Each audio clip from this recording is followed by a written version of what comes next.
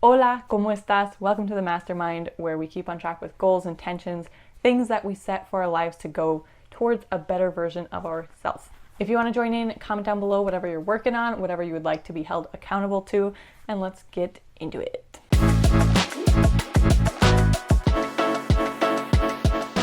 Can you tell I got a little bit more sleep last night than the night before I filmed my Saturday video? Yeah, that's because I accidentally fell asleep at 11:30, 12 o'clock instead of staying up till 3 a.m. From last week, first thing I said I was going to do, help my sister cross things off her list.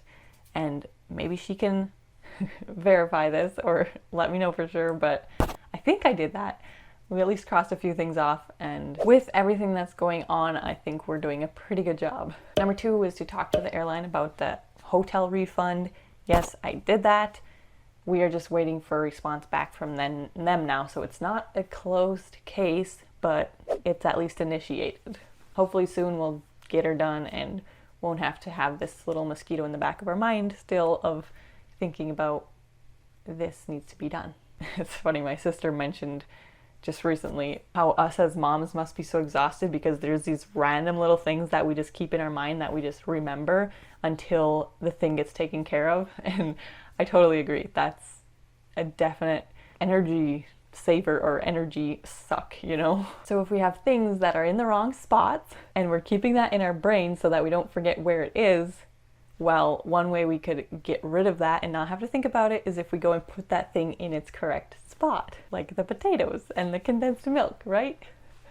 Oh, okay. Number 3 was to make a big long to-do list. Honestly, it wasn't as long as I expected because I had some of the stuff already written down, but I did add them to my list, and I'm glad I have separate kind of to-do lists because then I don't overwhelm myself with this big long list of things that I need to do that I'm, again, thinking about, oh, I need to do that, or oh, I need to do that.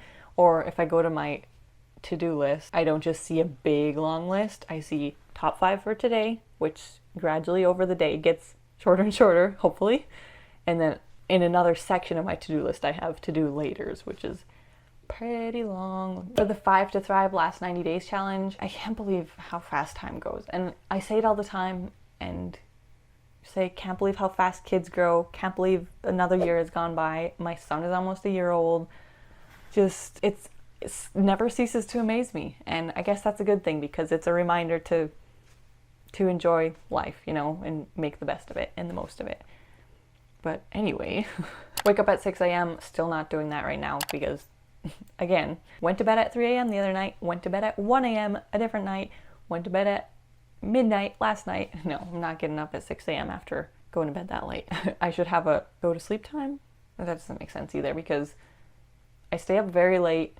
No matter how late I stay up, I still get up with my son when he gets up around usually between 8:30 and 9. So I'm not still getting the most sleep, and I guess you could say I'm still taking advantage of time when my kids are sleeping, except as I said in the last video, they're not being great at going to sleep at night for some reason. Gratitude, again, I have missed days. That has been the trend on vacation. As I said, my habits just kind of fall to the wayside quite a bit when I'm not in my usual routines. So I do it when I think of it or have a chance or whatever, but I have not gotten it every single day. I think I am, after having done this habit for a while now, I am automatically being more grateful just in general throughout the day. I have kind of a more grateful mindset, which I think is kind of the point, so that's a good thing that's happening, I guess. Okay. Hydrate. I've discovered something, okay? I was drinking, you know, maybe a bottle of water, maybe less than a bottle. As I said, my water bottle is about a half a gallon. So if I drink 2, then that's my kind of daily intake, recommended intake anyway. So I was doing 1 water bottle, 1.5, 1, 1.5, 1, like never really completely consistent. And so last week I said I wanted to have at least 3 days where I drink 2 full bottles of water. Well, I did not get to that point, and I think it's because since I'm not consistent at all and I haven't really had days where I drink 2 full bottles of water, it's a lot harder to cross that gap to stretch all the way up to that point. So it makes more sense for me right now to get more days of 1.5 bottles of water, which is kind of what I did this week. So I ended up with 2 days where I only drank 1 bottle of water, and the other 5 days I drank a whole bottle and a half, which is good. So instead of trying to stretch to 2 for this coming week, I'm going to try to do 1.5 bottles every single day, if that makes sense. Keep that in mind if you're trying to build a habit.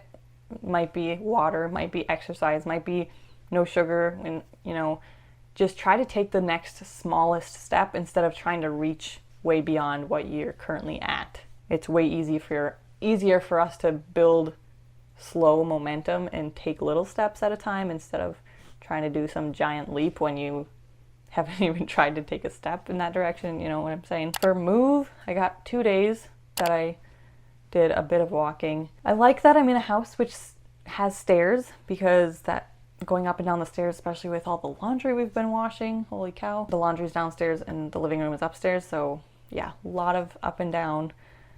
That's really good for my legs at least, and my heart, because it makes my heart pound when I go racing up and down the stairs.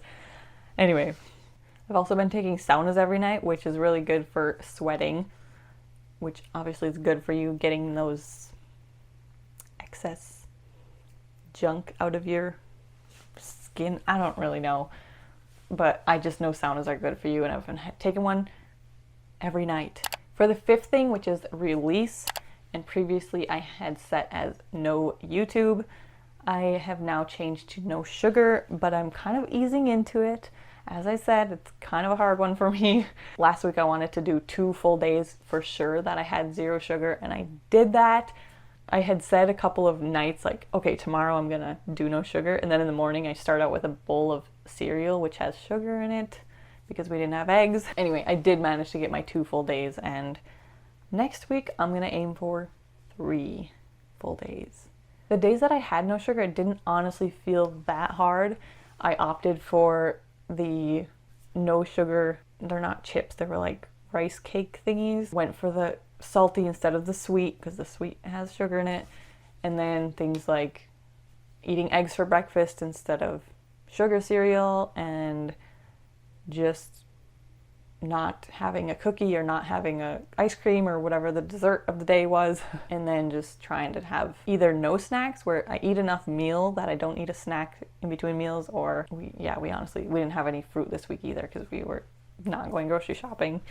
So when I say no sugar, it's no added sugar. I'm gonna be eating fruit and whatnot. So we went grocery shopping, so I bought a couple of things that I can snack on in between meals that have no sugar. So 3 days.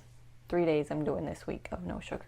Next week, I am staying at my sister's an extra week longer than I had previously planned for, so I get to help her again this week cross off more things from her list.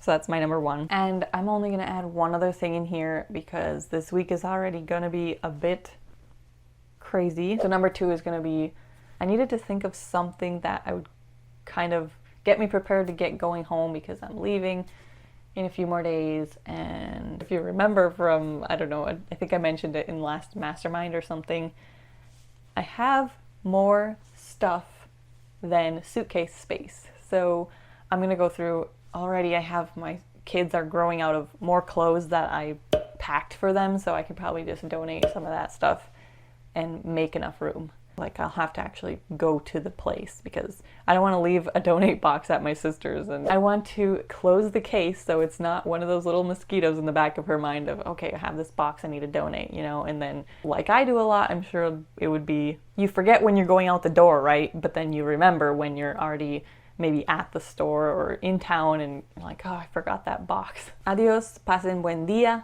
Thank you so much for being here. Really appreciate y'all. Thanks for the likes, thanks for the comments, thanks for the interaction. If you have any questions about productivity, accountability, getting things done, I guess, if you want to join in, please remember to comment down below.